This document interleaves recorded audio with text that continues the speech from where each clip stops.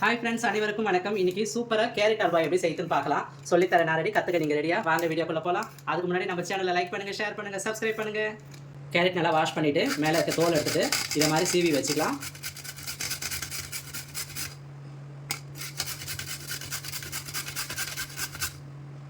வானல் சூடு பண்ணிக்கிறேன்.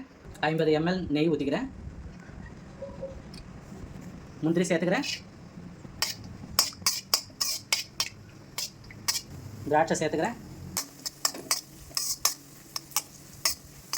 1/2 கிலோ கேரட் துருவி சேர்த்துக்கிறேன்.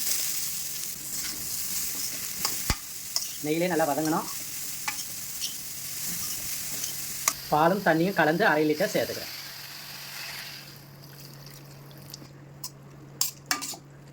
நல்லா வேகட்டும்.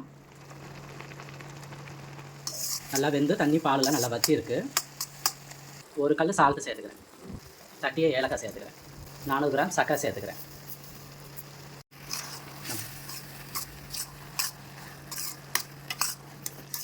சர்க்கரைலாம் நல்லா கரைஞ்சி கேரட்லாம் வெந்து அல்வா பதத்துக்கு வந்தாக்கா அவ்வளோதான், முடிஞ்சிடும். ஒரு 5 நிமிஷம் ஆகட்டும்.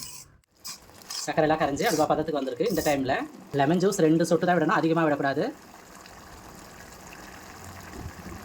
அவ்வளோதான். ஃபைனலாக மீதி இருக்கிற 50 ml நெய்யை விட்டுக்கிறேன். அவ்வளோதாங்க, சூப்பரான கேரட் அல்வா ரெடி. நீங்களும் வீட்டில் ட்ரை பண்ணி பாருங்கள். அடுத்த வீடியோவில் சந்திப்போம். பாய்.